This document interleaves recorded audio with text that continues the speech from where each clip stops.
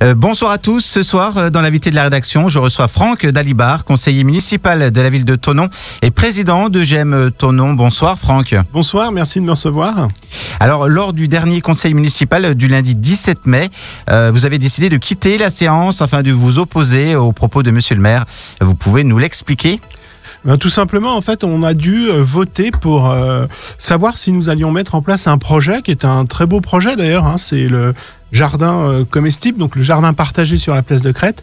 Le problème que j'ai émis, c'est que le jardin était déjà mis en place. Donc en fait, ma question était de savoir si vraiment on avait un intérêt d'être là, d'être présent au conseil municipal, en sachant qu'on a tous des vies à côté, on travaille, donc parfois on aime bien aussi gagner du temps sur des réunions.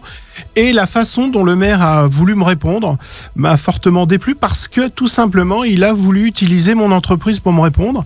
Et je ne trouve pas ça normal parce que, par exemple, il y a d'autres membres au conseil municipal.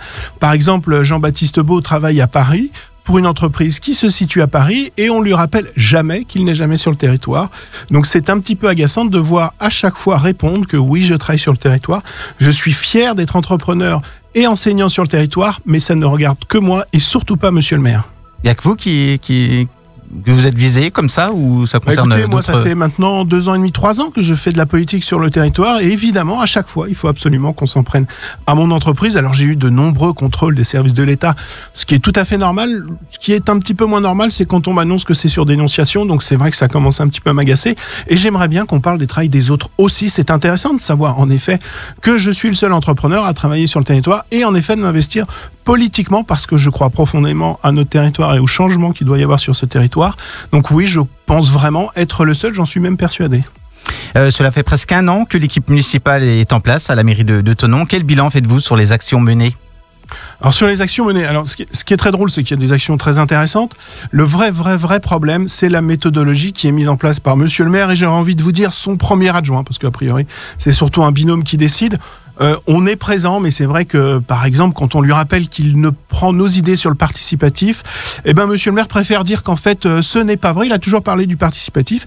Et pour ceux qui connaissent un petit peu la politique thononnaise, ça fait 20 ans que monsieur le maire fait de la politique. Donc, il était dans l'opposition pendant 20 ans. Mais évidemment, toute cette génération de politique n'a jamais parlé de gestion participative, de co-construction des programmes. D'ailleurs, on le voit aujourd'hui dans les élections qui approchent.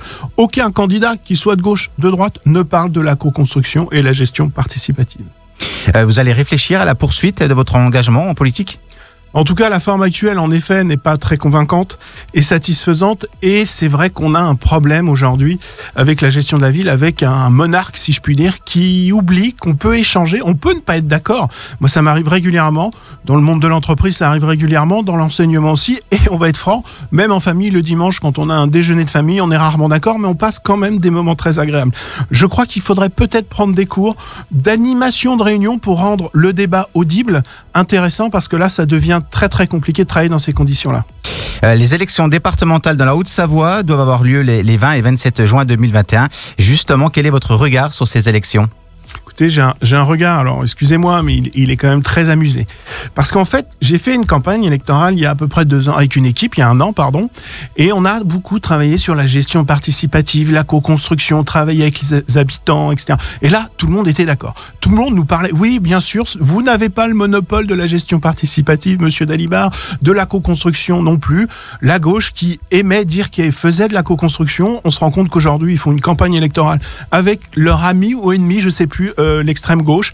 Donc il y en a un qui est pour le système capitaliste et puis un autre qui est contre le système capitaliste. Mais c'est pas gênant pour les élections départementales et évidemment régionales. On se met ensemble, on y va. Et puis à droite, on voit également la même chose, des candidatures. Alors il y a des qualités, parce que je les connais maintenant, je reconnais que je connais certaines personnes. Il y a des qualités, mais je pense qu'il manque vraiment cette approche auprès de la population. Une campagne, moi je le dis très sincèrement, elle doit toujours commencer 1 an ou 2 ans avant les élections parce qu'on doit aller travailler avec la population. Vous n'avez pas eu envie de faire une liste justement avec GEM Thonon ? Alors GEM Thonon, c'est un laboratoire d'idées pour la ville de Thonon. Nous, on se consacre à la ville de Thonon. Pourquoi ? Parce qu'en fait, on va vous le dire très franchement, on est plutôt heureux dans nos vies. Alors, on a tous des difficultés, mais on aime nos métiers, on aime nos familles, puis on aime nos activités à l'extérieur de nos vies professionnelles. Donc, nous, ce qui nous intéresse, c'est l'avenir de Thonon, l'avenir du Chablais. Donc, on travaille sur, évidemment, la ville de Thonon, l'agglomération de Thonon. Et on a envie, si vous voulez, de créer des accords intéressants avec Évian, par exemple. Parce que nous, on croit profondément à l'accord entre Thonon et Évian pour demain.